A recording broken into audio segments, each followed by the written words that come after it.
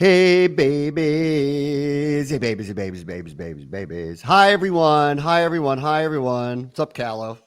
What's up, Bram? You ready for a cut down talk? Yeah. Give me a second. I forgot to turn on my light. Hold on a Oh, second oh, there. Hold on oh, there. Hi. oh Oh man. my god. Oh, there we go. Look at that. Oh yeah. Oh yeah. All right, what's up? How you doing?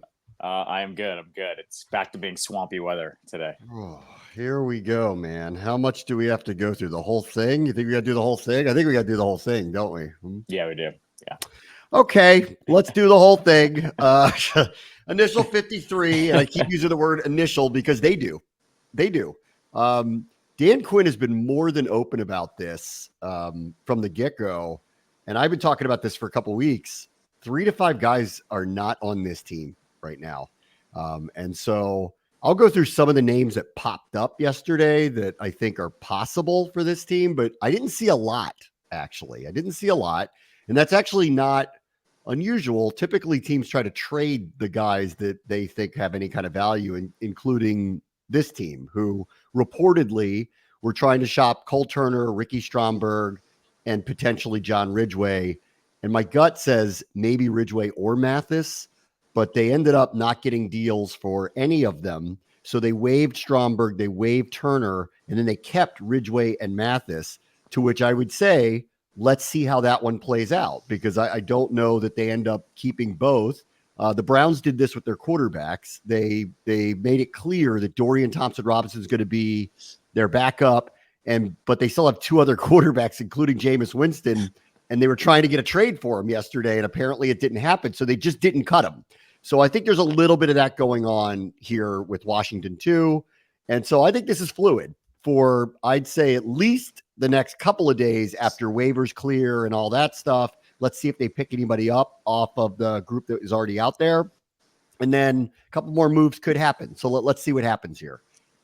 I think the chaoticness of yesterday too. You also don't know who also has an offensive lineman or a cornerback that is then also looking for a D tackle. Like there's so much chaos with the moving Yeah. rosters. All you need to do is find a dance partner here. And that's what I think they're actually waiting for, is to say, hey, you might need this position. We need that one. Let's make a Yeah. swap here. I was going to say, I feel like we used to see this all the time when the rosters used to have the cut downs as the weeks went by. Remember, you would see those swaps where a team would trade a backup corner for a backup lineman or something like that. I think now it's just one giant cut, though. You just don't see it that often, and nobody can really talk to each other as fast as they used to. Yes. So I don't think we're done here, and I'll be interested to see what happens today, because they're going to announce the practice squad at 1. And then again, they have the second choice in the waivers. So I anticipate that a couple of guys are coming here, off of people that were, because they've got second choice of the board.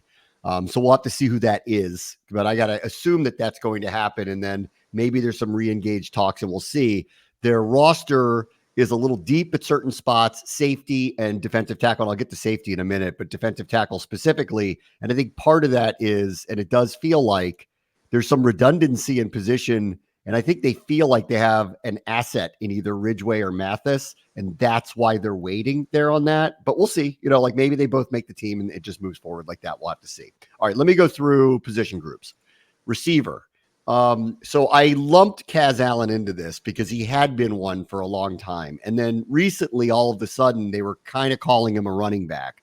And he had these prolific records in high school, and they tried him out at running back in the preseason games, and they gave him a few carries and a couple gadget plays. And then they really profiled him on punt return. And they really wanted him to pop on punt return.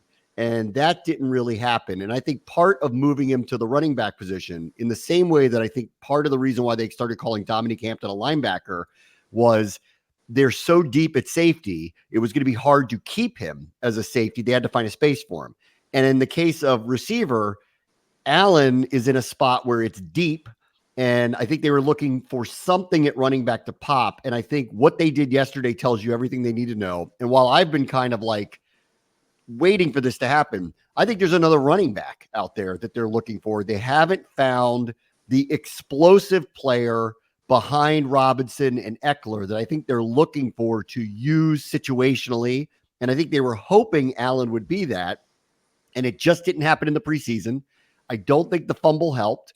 And on punt returns, some of this is circumstance. You have to get returns to have an opportunity to return, but he never really popped one. I think they were so dying for him to just do something to blow their minds, to give the reason to do this. I still think he ends up on the practice squad. We'll see, but that's why I believe he got waived yesterday. It just never happened in preseason and they gave him a million chances to do it. I was going to say, Kaz Allen, I think, is indicative of what this coaching staff has been trying to tell us all summer, is that they don't know what they have in some of these guys, and that they know they're not going to fix this in one off season. And I think this is that situation where they go, we don't have a guy. We see potential in this guy. Let's see what he's got. They gave him the chance, and it ended up not working out, and they cut him anyways. I think this is literally the microcosm of what this whole offseason has been, is let's see what we've got in some of these guys. And this one just didn't work out. And I think they're just going to find an athlete, whether it's a wide receiver or a running back. Like, I think they're going to try to find that kind of gadget guy. I don't know who that's going to be, but I look for them to just sign the fastest guy off the waiver wire. I think it's what's going to happen. I think they've been kind of looking for explosiveness. They're outwardly saying it. I think that they know. I think they like the skill position group that they have, but I think they know that they're missing this one or two guys that can pop off a big play here and there, and they're hoping that either Allen or Wiley would become that. Because of the receivers they kept, because they leaned on experience here, Pringle for kick returns, Crowder for punt returns, a lot of experience across the board outside of McCaffrey. Zacchaeus has been around the league for a while. Diami's in year 4. I'm not surprised that Tinsley and Tremaine, who didn't really pop in the games. Tremaine had great practices and had all these moments that I'm not surprised that's the way they went. So that's where the receivers are. With the running backs, I'll just go back to, I thought Michael Wiley would make the team in the end. They ended up sticking with a veteran, McNichols, who maybe they trust a little bit more. I'd have to ask them, because Wiley had a couple great moments in the preseason games, seemed to flash some of that speed that they're talking about, but I also didn't see with him this kind of electric explosiveness that I think they're looking for. I think he's a heavy candidate to come back to the practice squad, and I still honestly do believe that they're probably looking for a gadget player, a speed player, as you put it, an explosive player that's just out on the market, that's looking for a second chance. And that's what they're in the market for. So I felt this way for about a week or two. I don't think they have running back 3 or the gadget guy or the situational guy. And maybe they'll find him this year and maybe they won't. Yeah, I think that's prime candidate of what they're looking for besides the positions of need. That's the next one on the list, whoever the athlete's going to be, whether that's running back or at wide receiver. Yeah. All right. Tight ends were interesting. So the reporting came out that they were trying to move Cole Turner. The top 3 were locks. Zach Ertz, who more and more I'm starting to think might be worth a flyer in your fantasy drafts because he might get a lot of targets this year. It's starting to feel that way a little bit. Ertz, Sinnott, obviously, and Bates, who might as well be a mobile offensive lineman. Like, those guys were locks to make this team. So the only real question to me was, were they keeping 3 or 4? They ended up keeping 4. I think in the case of Colson Yankoff, there's a couple things here. One, if they wanted to release him and put him on the practice squad, everybody seems to think oh, you're going to lose these guys. I didn't have that fear with him, and I don't have fear with that most years. I think Cole Turner is in all likelihood going to get picked up. I would guess that he would. With Yankoff, I'd be surprised. But this is one of those classic, the staff loves him. We may not see what they see, and I certainly haven't in the games or in practice yet. He doesn't stand out that way to me yet. And some of the others, like Logan Paulson, who I talk to all the time and is watching the film all the time, raves about him, talks about him on special teams. He's just an effort guy and brings it. That's like the DQ thing. They want guys that are like this, energetic, bring it. I just haven't seen it manifest in the games or the practices. So all along, I kind of felt like, well, if they keep 4, they could always get this guy back on the practice squad and keep developing him. They didn't do that. And this is like the classic. We see this every year with certain staffs. They get somebody they like, and they just like them. And I may not see exactly what they like, but they do. And this is example 1 of that for Peters and Quinn, because him making the 53-man roster just screams to me they just like this guy, and they just believe that he's going to be a contributor at some point. I think it was Jay. It was always Ryan Grant. Like somehow Ryan Yes. Grant was always on the roster because they just liked his effort and he was a solid wide receiver. Yankoff to me, actually, I'm going to go one step further. You can agree or disagree with me if you want. We talked about it yesterday, right? How Kingsbury has basically said without saying they're going to really rely on the run. Well, I've also said we're going to see a lot of 2 tight end sets. So if 2 starting tight ends are really what you need, well, you're going to need 2 backups too. And not to say that Yankoff's going to be out there a ton, but you need to have another one on the roster just in case. And I think what this actually did to me was confirm the tell of like, they're going to go with some big personnel packages often and early. I don't know how long it's going to last this year, but I think the reason they're taking 4 tight ends is because they're going to actually need him in case someone goes down. In the case of Turner, I was like, I looked at him and I'm like, and I agree they should have tried to move him because I believe he will be picked up on waivers. He's a big target. He can catch the ball, but for them, he's a classic tweener player. He really is a receiver, but he's obviously not fast enough to be a receiver, and he doesn't block well enough or is mobile enough to be part of the run game. So that's where Yankoff, and I think Sinnott should shine here. They keep calling Sinnott like he's going to be like Juszczyk. I believe that. Like he could totally catch the ball and make plays down the field, but I have a feeling you're going to see him moving around in the backfield and used almost like a fullback. And I think they're kind of viewing tight end that way here. Ertz is a classic receiving tight end. Bates is a classic blocking tight end. In Sinnott and Yankoff, they have these mobile parts where they could hand it off to these guys every once in a while. They could throw to these guys, and they are mobile, movable parts that are lead blockers too. So that's why I think they see in all of that. And I don't think Turner kind of fit that, but I understand. But without like a ton of explosiveness, not that he would have added to it, him being a pretty good receiver down the field, I thought had to be something you had to think about with him. I was going to say, I think with Turner, he kind of fell into an unfortunate category. He didn't do any of the things better than those guys did, like by themselves. Like Sinnott catches the ball, I think, better than he did. Ertz probably is a better all-around, more tight end. And then Bates is a better blocker than him. Like he kind of unfortunately just is good at all of those things, but not great at any of them like all the other tight ends are. So Bates to me, Bates and Cosme to me are candidates to extend.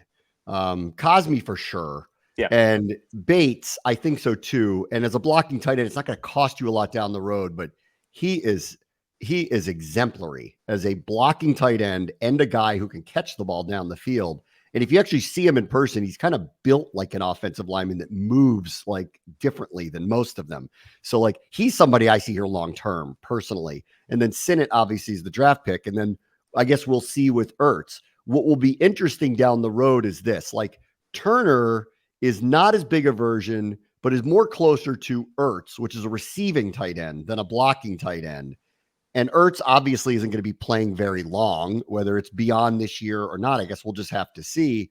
Who's his replacement? Is that Sinnott? I don't know. So we'll have to just kind of see how that kind of materializes over the next year or two. All right, let's get to what I think was probably the biggest surprise of the day. And there really weren't many of them. I think I landed on this yesterday when we were talking about it. I didn't expect a big surprise. Like you just kind of look around the roster and you go, what's going to be the big name that really shocks you? And I didn't really see one coming. So I guess KJ Henry falls in that category of probably the biggest surprise, albeit I think anybody who's sitting there going, I'm shocked, I don't think you're not doing the math of like what the roster looked like. I thought he would make the team for sure. I was surprised to see his name pop up, but once they kept Javonte Jean-Baptiste, well, now you're just out of numbers. Like I kind of figured him to get waived and go to the practice squad, but that's not how they saw it. Once he made it, well, like Jones was going to be in trouble if that was going to happen for sure. And KJ Henry was going to be in big trouble if that happened for sure. And as we've kind of talked about for the last couple of weeks, I never thought they were cutting Jamin Davis. Like I never, ever thought that was like in the first part of camp, I was going, I'm not sure what's going to happen here. And I think he's going to have to really show something on the defensive line and show like, it's one thing that he wants to do it and he's into it and he's taking the coaching and he wants to do this like really badly, but you got to be able to do it. And if he doesn't show that he's able to do it, well, then you have to make a choice with him. The last couple of weeks, I've seen enough, heard enough, and know what the coaches think of him to know he wasn't getting released. And they're also, because he's a former first-round pick, there's value attached to him and compensatory pick if he were to leave after this season. So they would have to take a trade for him to release him. So for all of those reasons, I never thought he was going anywhere. So in the end, I thought it was going to be KJ Henry over Jean Baptiste, and Jean Baptiste to the practice squad. I have that backwards.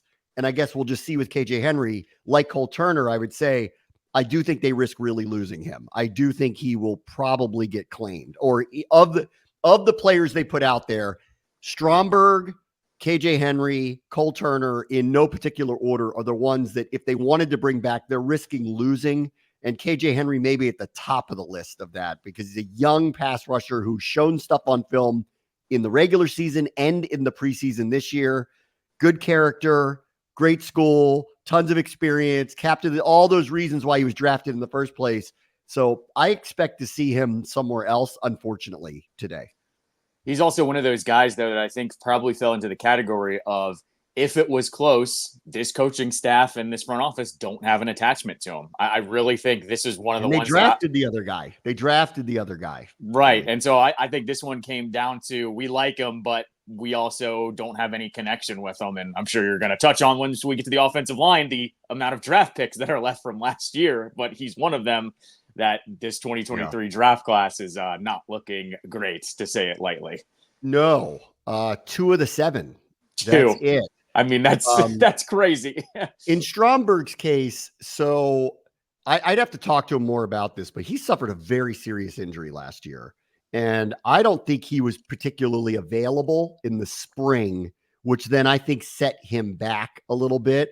But then when we got to the summer and he was healthy, or as healthy as I guess he could be, but remember, they waived him with an injury designation. So they're admitting that he still isn't 100%. They weren't even working him as backup center. And at that point, I went, I don't know how he's going to make the team now. Yeah. Like they brought in a different backup center. Like I have a hard time seeing how he's going to make the team. And so I think some of that with him is injury related to what happened a year ago, but he's out now. And they tried to move him. Braden Daniels came in as raw. And the Rivera group said that, and they said it was going to take a year, and then unfortunately got hurt. So they had to IR him for the whole year. And then he came around in the spring, and they were trying him at guard, and they were trying him at tackle, and he wasn't beating anybody out. He is, an impressive looking guy, like looks the part, but I guess they felt they were just better off moving on in a different direction. They got enough issues on the offensive line, so they moved on there. We already talked about Henry and Jones, and the running back situation. I failed to mention Chris Rodriguez didn't make the team. He, in my opinion, he kind of lands in a schematics discussion here. Not a lack of talent, but from what I've seen and from what I gather, what they're going to value, one, they believe Brian Robinson's a lead number 1 running back in between the tackles, and I agree with that. I think he's been misutilized, well, not underutilized, probably be a better word, the last couple of years, and I don't think that's going to happen this year. I don't feel that way. I do think they're going to run the ball more. On the outside, people don't know how much they're going to run the ball. I think they're going to. But he can also catch the ball out of the backfield. Obviously, Eckler can too. Running back 3, they're looking for explosive gadget players. They can do end arounds and sneak them into a formation and run them out in the slot and all that stuff. And none of those things are Rodriguez. None of them. So I actually think that he landed in probably a bad scheme for him, that it isn't a talent thing. And you'll notice the other day when they put him out there to catch some passes, he was adjusting on the fly. The ball was kind of behind him. He doesn't have explosive, like get off the line speed. So I just think I think he'll end up somewhere too. I think he's a talented player. I just think he lands in a situation where this was probably not the right scheme for him. So there's a lot of different reasons for all this stuff. I'll look at it this way. They replaced Andre Jones, who was a 7th round pick, with a different 7th round pick that they drafted that had more experience and came from a bigger program. Let's call that a wash. Rodriguez, I think, is just, they wouldn't have picked him because he's just not a scheme fit for them. Braden Daniels was a developmental player that they didn't pick. Stromberg is coming off serious injuries, so it's just hard to know where that one is. So of all of these, the only one I'm really surprised by is KJ Henry. It just looks bad on Ron. It's just like, that's the bottom line. Like, it reads like Ron was terrible at picking players. But if you really go through all of them, they're all kind of different cases. They just happen to have been drafted all in the same draft class. I mean, Ron was terrible at picking players. Let's not. Well, I mean, right. If they were really good, they'd be on the team. I agree with that sentiment. Right. And what I would say too is he picked a raw offensive lineman when they needed a starting offensive lineman. Like, they don't have the luxury of developing a lineman either. Like, I agree. This is where Ron picking the players, you could get it wrong, but there was some reasoning when he picked some of these guys that was like, dude, what are you doing? So, like, that was one of those ones where he outthought himself. Like, the Fedarian Mathis pick. Like, Mathis is going to end up making the team, right? But he picked Mathis because he thought Daron Payne was going to walk in free agency. And then they signed him. Like, it's as usual with Ron. Own goal. Just an own goal every time, it seems, with him. He overthinks it instead of just taking something that's more solid. Yeah, no, I agree. I should mention that, too. Mathis and Ridgeway both making the team was a mild surprise to me, but I also feel like there's some other things potentially at play here. Sure. Because if you just look at the numbers, I just didn't see the room for both of them. That's why I was talking about this the last couple of days. I'm like, I think there's some movement here. It just doesn't feel like the roster's big enough to carry both of them, but they did today. Similarly at safety, although that's a little bit different. I want to talk about that one for a second.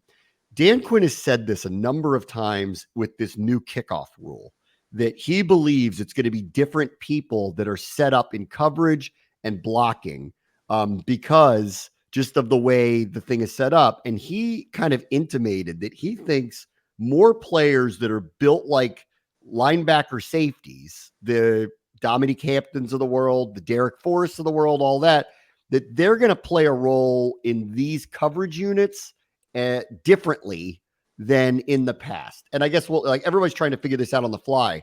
So if you're wondering, why did they keep so many safeties? That might be part of it, that they see special teams differently. They think this build and these physical attributes will be beneficial on kick returns. And I guess we'll find out, but that is one of the reasons why I think the safety group was so robust, because Defoe to me was very much in question yesterday just because of depth at the position. This might be the deepest position they had.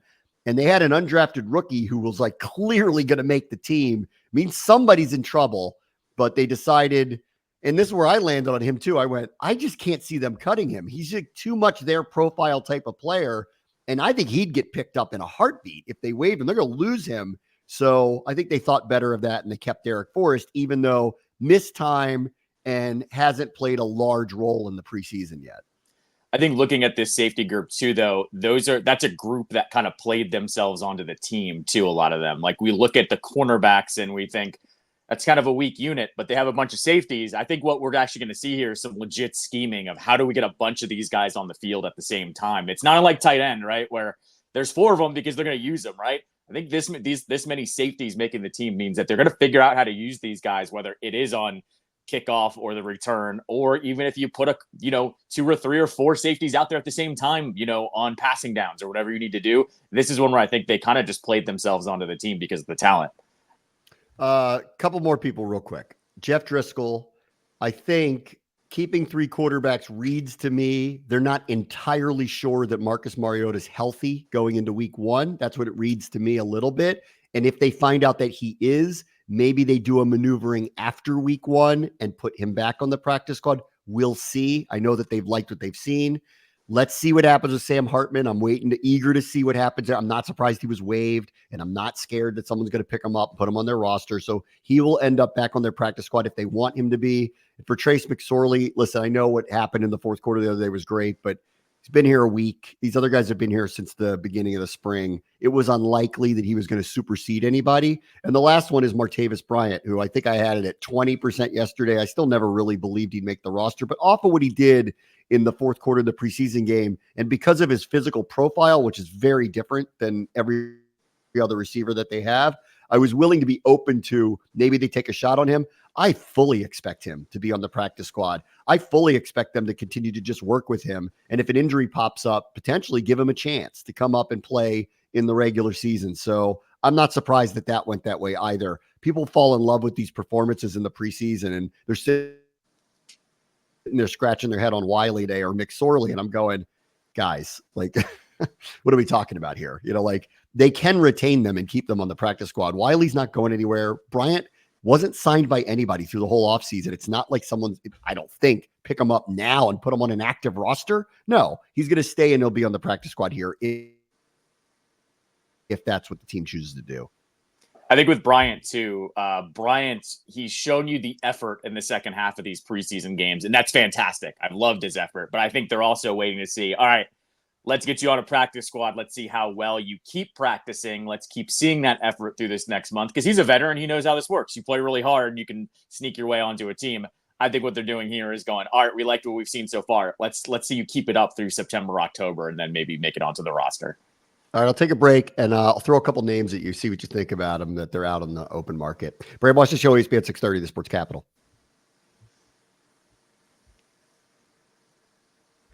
All right, welcome back. Bram, watch the show, ESPN 630, the Sports. All right, let me throw a couple names at you and see what you think of these. And don't laugh when I say this first one, because how many times do we talk about they're looking for explosive players? Kadarius Toney was cut by the Chiefs. He seems to be an unserious person.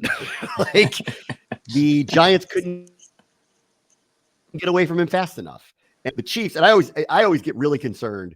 If you're on a really great team and Andy Reid's your coach and Pat Mahomes is your quarterback and you can't stick there and you're young and talented, that's you. That is not them. So I am full on, I don't know about this idea, but look, I mean, this team is obviously looking for pop and explosive players, and he is that. So I do think we need to at least talk about him for a minute here. I'm with you. The attitude is the first thing that is a red flag. And I think this group has to tread carefully if they do bring him in, because it is a little bit of a signal to the roster of like, we're willing to let some of this stuff bend to bring some of these guys in. That being said, that guy makes plays. I mean, we saw the punt return in the Super Bowl a couple years ago. Like they put him back there to have a spark and it worked. And look, sometimes like, I know I'm probably just like making the argument for like a hometown thing here, but sometimes those guys get scared and they clean up their act after they get cut again. So maybe too, like you bring them in, of course it's going to be on a minimum deal, whatever it is. And maybe, you know, he puts his head down and goes to work because he knows this might be his last chance. And there's a little bit of a factor of you bring him in. Hey, dude, you stick around. You get to play the Giants two times a year. You want to do that? So maybe there's a little bit of motivation there. I call it like a 50-50 shot they go after him, though. I think it's 50-50 that I think they have to think about it. I mean, like, so they're looking at Wiley hard. They're looking at Allen hard. They're looking for someone who can pop plays for them. This guy can do that. Now, like, I know the 8 million highlights of him doing completely unserious things too. And so, but as a fifth, sixth receiver, like think about the bottom of their receiver room right now. Jamison Crowder is their primary punt returner, I would think. And Byron Pringle is one of their two primary kick returners, I would think. And both obviously can play receiver, but neither one of them have the explosiveness of this guy. And he is a special teams player. So I think they have to think about it. Like, I have a hard time buying that they could convince him to come to the practice squad. I could be wrong about that. Convince him to come to the practice squad here. I think somebody is going to pick him up. That's what I think, because I just think he's kind of got too much talent. And if it doesn't go well for a couple of weeks, they can always just cut him again. You know, like you can give him this opportunity and cut him after week 2, 3, whatever. If it doesn't work out, I think this team needs to just think about him for a week or two. That's what I think. No, I agree 100%. And I mean, look, if he were to step onto this roster and then get acclimated to the offense, he could be the third wide receiver within a week or two if it was actually, you know, a perfect world. I don't know if that would happen, but he's that good compared to what we have on this team right now. So I think you absolutely have to think about it. Yes. A couple other names that popped up, like Noah Brown popped up, a receiver, had played in Dallas for a while. So anybody who's connected to Dallas, you know, over the last few years is going to come up. My opinion on him is I don't think he's definitively better than the players that they have. So when you get into these discussions about should we go get somebody, I think you should get someone that you really think is definitively better than what you have. So I don't know, but we'll see what happens there. There were a couple other Dallas players. There was a corner that was let go. any corner, any offensive lineman, any running back are the ones that I'm looking for to see that if they think they can upgrade their roster at those three position groups specifically, that's what I expect them to do. On Noah Brown, I just don't think that's going to be a fit because of his size. He's only 6'2". I just don't see them going after him, mainly because that guy exists on the roster already. Like, I just don't see those. Yeah. So I just that's when I looked at like he looked like he had a little bit of a breakout last year, but I looked at him and went, they've already got that receiver on the roster. So unless they like him more than somebody, I don't see him coming. Yeah, the small, fast, quick receiver. We have that with Olamide Zaccheaus. So I don't see the definitive need, but they can prove me wrong today. Sure. So we'll find out over the next couple of days. All right, let me get to a couple college football things that I want to talk about. There is a Connor Stallions documentary out, which I do want to watch, because is he going to abjectly lie about his role with Michigan, or is he going to tell the truth, or is it going to be somewhere in the middle?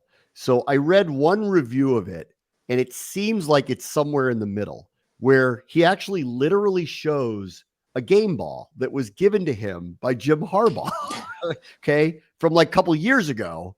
And then I guess he says, I did all of this on my own and they had nothing to do with it, which obviously doesn't connect any dots and feels very, very modern, gaslighty.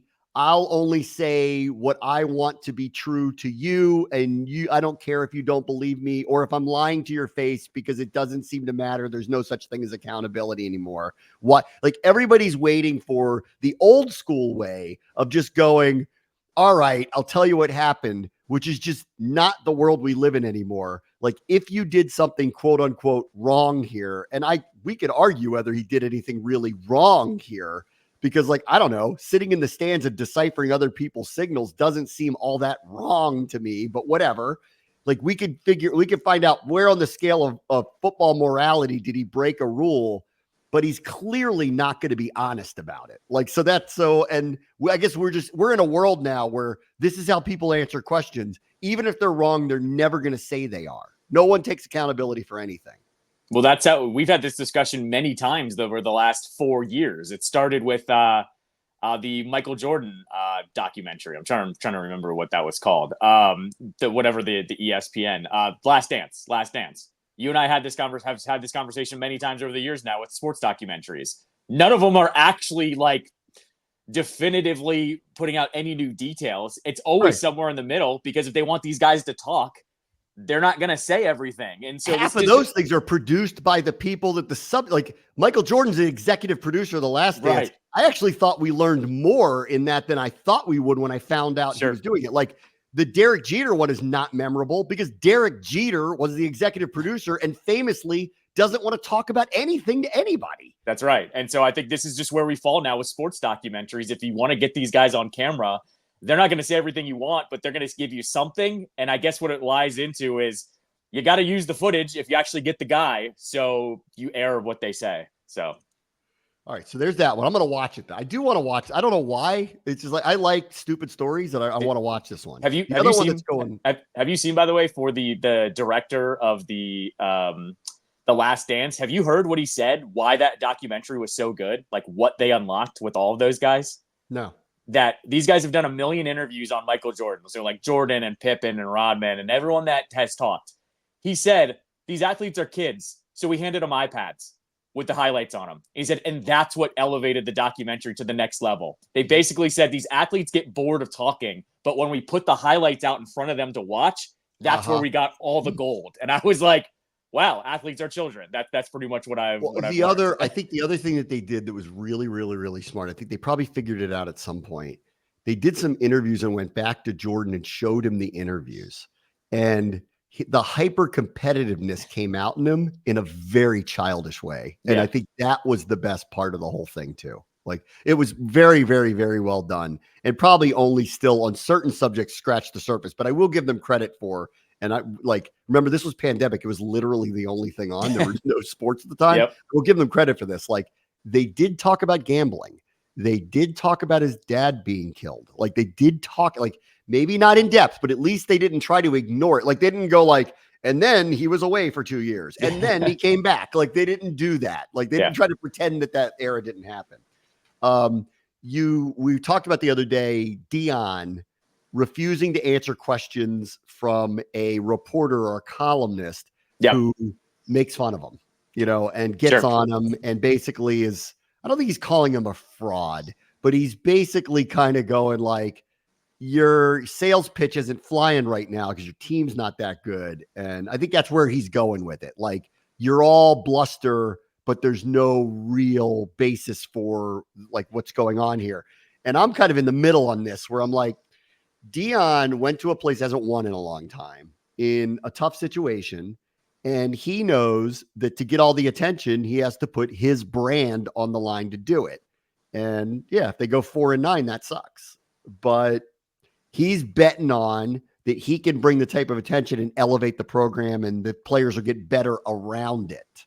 And so but the columnist is going after him going, this is all basically marketing. Like, it isn't like there's no real program being built here. It's just marketing. And I'm not following the building of the team or no recruiting or NIL well enough to know where actually on the scale this team actually is, but no one seems to think they're any good. So it's somewhere in the middle. Anyway, he's going on defense now, and he's basically like killing people. And he said this one because Paul Finebaum went at him, which, without Saban to kick around a little bit, Finebaum's got to have other foils. And he went after him, and he basically called him a baby and all this stuff, and you shouldn't shut out the press and all that stuff, and made fun of him, went on and on and on.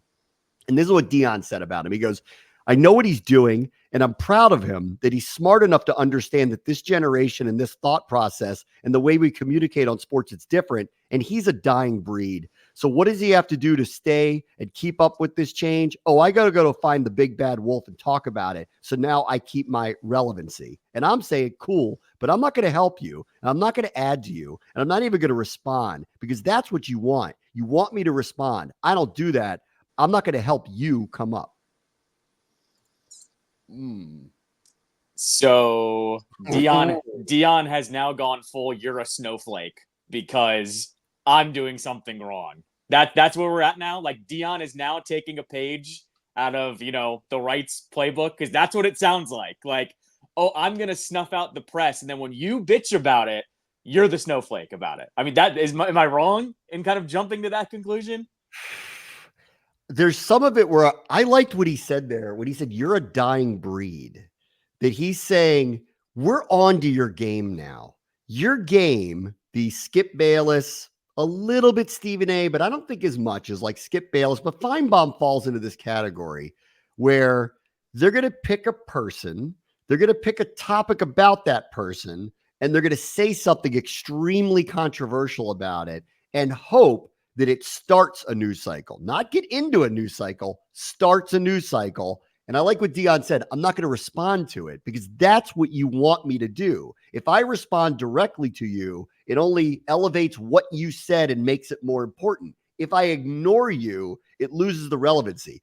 We're having game-changing moments today, okay? So here's Connor Stallions, who's half admitting he did what he did, but not half admitting he did what he did. And Jim Harbaugh a couple of weeks ago, who pretended like he knew nothing about these things that occurred in the past, but we all know is abject lies. And I think, and we're all just on to their game of they're just going to lie, or they're just like, and that's just the way it is. That's how they communicate. And here's Deion saying, sports fans are on to this, and they may or may not in the next generation of communication care about the people who do this, which is try to generate news cycles by coming after high-profile people like myself and saying things about what we do. At the same time, that's all Deion's doing to try to build up Colorado. He is playing the same marketing game. Like, it's not like he took over Alabama for Nick Saban. He took over a decrepit program, and he's leaning on, I'm Deion, this is how I do things. Y'all want to be me, bling, bling. And like, so they're both kind of true. They're both kind of right. And I think what's happening here is like the reporters in Colorado are going, this is all BS. Like, it's not even a real program. This is just BS. Finebaum's calling it out to get himself in this, and Deion's stuck in the middle trying to kind of defend himself, not help the hot takers, be his own personal brand machine. We're in a weird spot here with this one. Real weird. I think, though, the problem is Deion has a expiration date. Like, he's not going to last here forever. Like, we know this is probably going to come to a head at some point. It could be 2 years from now. It could be. Does, but I don't know that he's right about that part.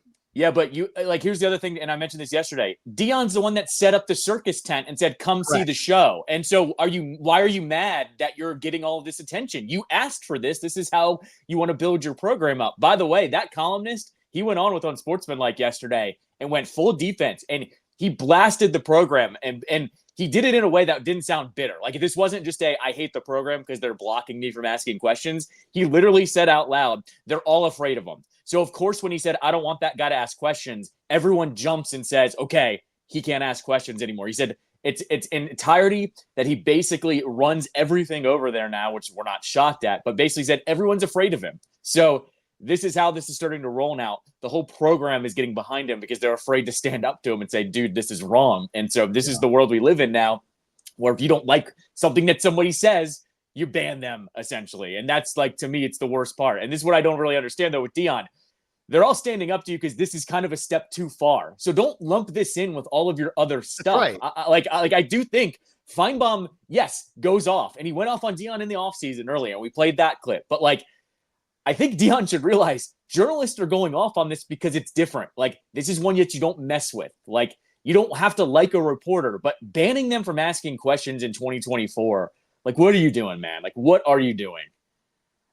I agree. You know, in the old days of the show, when it was 3 hours, I'd talk about this for an hour. But now that we're 45 minutes, I won't. So maybe we'll revisit this tomorrow because I do want to send some well wishes to my friend John Walton next. Bram, watch the show. ESPN 630 Sports Capital.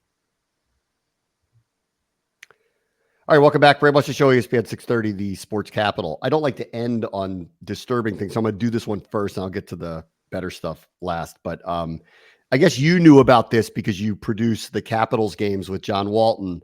I didn't know. He didn't tell me. And I found out via social media posts yesterday that the radio voice of the Caps, John Walton, found out not that long ago that he has colon cancer and he's undergoing surgery, and said in his post they're taking out 8 to 10 inches of his colon, and that the doctors, at least initially, have told him his prognosis is pretty good, and that he was very positive in the post that he'll be calling the Caps games this fall and he'll be back on his feet as soon as possible. So I just want to, we'll let you speak because I think you know more about whatever you want to share. I think you know more about what's going on here. Yeah. Yeah, I mean, you pretty much said it. Like, John had spoken to me before he posted anything and just had given me a heads up, and, you know, even reassured me that, like, things should be fine after the surgery. Said it'll take him a little bit to get back on his feet, but for the most part should be okay. And, you know, using this platform and using his platform, he said, whenever you're 45, go get that test, because that is something that they caught. Hopefully everything's going to be okay. And just, I think it's worth reiterating that when you are, you know, in your 40s, go get that test because it's going to save his life. Yep. So I just want to publicly just send some well wishes to my friend John Walton, tell you I enjoy our annual pizza dinner every year. We're about a month or two away from that. So hopefully you're back up, ready to go. If the doctors let you eat pizza, let me know. If we've got to eat kale, because that's what they tell you got to do, we'll do that. Whatever it is fine.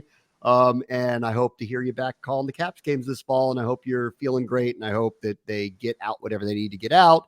And, you know, this stuff can be a long road to recovery. And I hope that's not the case for you. So I'm just sending well wishes to John Walton and everybody who watches the show, listen to the show. Hopefully send him some notes of appreciation today, because it's going to be a rough day for him. Yep. I wish him the best with all of that. All right. A couple things for you. You went to the Nats game yesterday, so you got history. Dylan Cruz first hit. You got to actually witness that. Oh, I thought you were going to say history. Patrick Corbin 6 scoreless against the Yankees. I made this for you. Look. Yeah. Callow loves Patrick Corbin. Yes. Well, that's what you're going to go with. No, I mean, it was a great game. I was sitting with a lot of Yankees fans, so I got a little boisterous, probably 6th, 7th inning of like, what are you guys doing? You're letting Patrick Corbin carve you up. They're calling Judge the MVP, and I'm going, when's the last World Series you've won? So there's a lot of good banter that was going on with the Bing Bongs last night when it came down to it. But no, Cruz, that was my first time seeing Cruz in person. He's the real deal. Like his approach at the plate, how fast he is. He stole third base in one of his base running paths. So he's looking like legit. So I look at him and Wood, and all of a sudden it's kind of, I see it now. I'm starting to see it, but it was really good. And hey, Corbin mowed them down last night too. I got to give him a little bit of props too. That's two good games in a row for Patrick Corbin. I don't know when. Well, he's got a contract coming up, Mike. Yeah, that's right. He's got a contract coming up. Yep. Well aware. 6 innings, 2 hits, no earned runs. Good for him. How about that? You saw his best start since the World Series year. How about that? I mean, it's funny enough that it happened against Garrett Cole too. That he actually pitched against him. So, and you got the Dylan Cruz hit, and then tonight, Clash of the Titans continues. O's Dodgers, hon. O's won last night. So I don't know. This could be World Series preview. We'll see. I don't know if you've kind of like paid attention to what all the baseball world has said. I know you've been in training camp mode, but like Buster Olney, Tim Kurkjian, they've all kind of said there's a group of contenders and they all have something wrong with them. So now that we know that the O's are not the only ones that have a bunch of bullpen problems, everybody has problems. Like the table is going to be wide open in the playoffs this year. So just know Orioles fans are not the only ones bitching about, their record being 20 wins over 500. Everybody's panicking. That's a contender these days. You can check that. I'll be on the air tonight, right? Those Dodgers late tonight. 9:30 pre, 10 o'clock first pitch. All right. Sounds good. Talk to you all tomorrow. Brave Watch the Show, ESPN 630, the Sports Capital.